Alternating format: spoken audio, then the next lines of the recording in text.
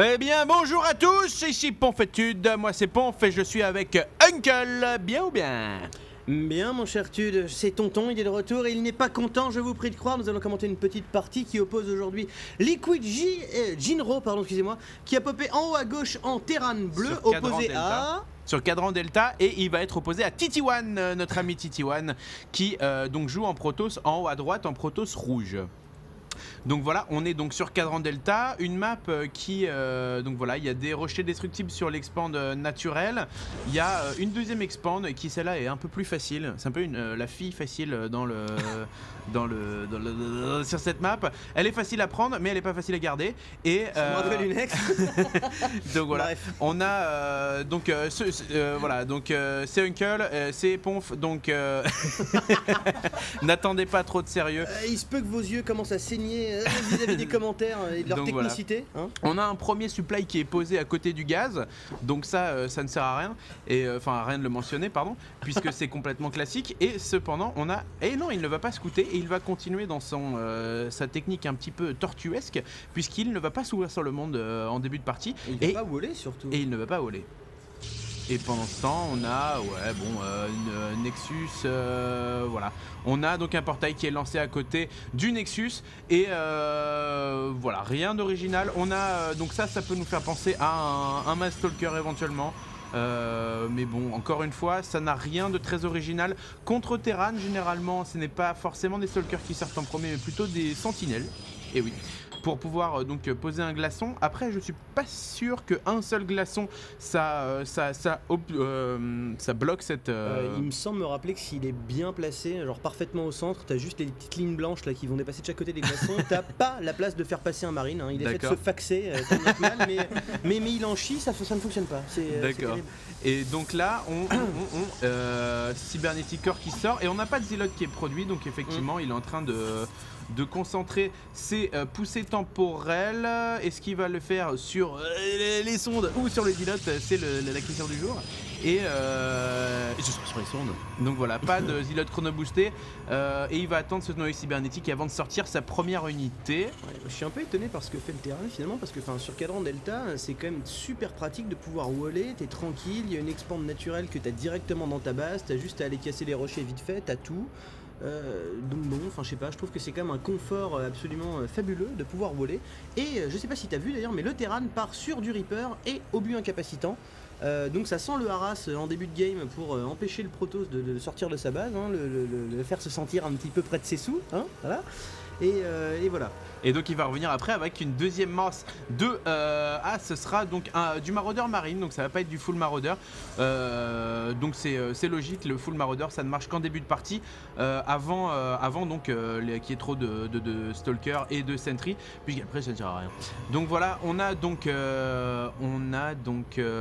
il est posé, il est tranquille, notre ami Jinro, et il avance avec des pylônes. Il y a un peu des cryptumeurs d'ailleurs, il est en train de... Voilà. Et il est en train d'avancer. C'est oh là là, la sonde qui tombe, mon dieu. Premier sang versé sur l'autel de la déflagration de StarCraft 2, sur l'autel du sang, de la vengeance, etc. Et on a un petit duo. Voilà, on a donc Ponfétude, n'est-ce pas, qui se balade sur la map. Je vous laisse déterminer qui est Ponf, qui est Tude. Et on a donc voilà, deux unités, un Zealot, deux Stalkers. Deux Stalkers, ça va venir à bout de tout ça. Ouais. Et donc on a Tude. Non, c'est Tude, arrête.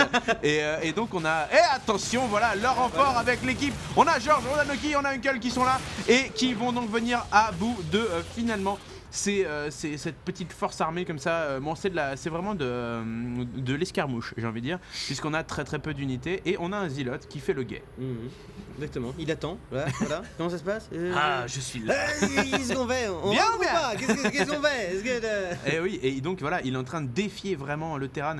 Et après être resté au moins 40 secondes en bas de la pente, il est finalement reparti, voyant que le Terran n'avait pas les balls de venir le prendre. Et on en est là, et j'ai l'impression quand même que oui, il y a Les SCV qui partent à l'attaque, tout va bien. Mais WTF, j'ai envie de dire. Facile. Autoréférence, parce que voilà, il n'y a pas de. Il n'y a pas de commentateur. Il y a rien. D'accord. Non, ils partent avec eux là, Ok, comme ça, très bien. à l'attaque. Bon trip.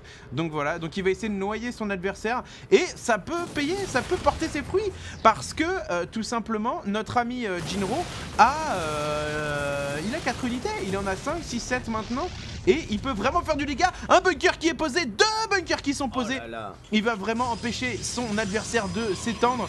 On a directement, il y a Steam qui est en cours de recherche. Les marines vont faire beaucoup plus mal. Enfin d'ailleurs les maraudeurs aussi. Je vois pas pourquoi je dis uniquement les marines. Ça va être tendu pour le Protoss là. Et les SCV qui finalement se sont désaucés et rentrent chez eux. Et donc voilà, éventuellement, je pense, je sais pas, ouais voilà, je pense qu'avec les SCV, il anticipait un conflit avec le Protoss.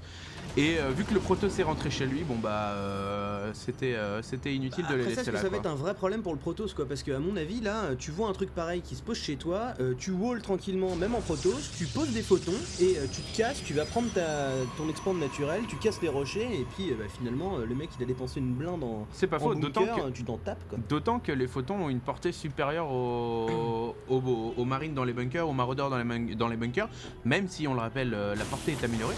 Et il va, comme tu l'as bien dit, se débarrasser de ces décombres destructibles. Et décombre, un mot qu'on n'utilise pas beaucoup, je trouve. Exactement. Décombre. Qu'est-ce que c'est que cette décombre dans ta cuisine? Donc, ce genre de choses. Et donc, et effectivement, voilà, c'est l'intérêt de Cadran Delta, c'est que vraiment, en cas de coup dur, vous pouvez utiliser cette deuxième base complètement gratuite et pour temporiser. Et enfin là, clairement, effectivement, il n'a pas vraiment subi. Tant que ça. Très naturellement, il circulait, il a posé son photon, il garde son armée derrière, il glande. Et donc on a notre ami Liquid Jinro qui est en train de prendre expand et qui va partir sur Spatioport, donc probablement des Medivacs. Pendant ce temps, on a donc TT1 qui va partir sur Colosse, mes amis. Colosse qui va lui permettre de cramer tout ça et de très loin et de rester vraiment safe. Voilà, il va lui manquer 2 gaz effectivement pour faire ses colosses. Donc voilà, ça ne va pas trop tarder. Et on a un petit siège qui s'installe, une petite guerre de tranchées tranquillou. Il s'agirait pour le terrain de réagir assez rapidement et de voir que les colosses vont sortir par contre, parce que là, au niveau de la portée, les bunkers, enfin déjà avec les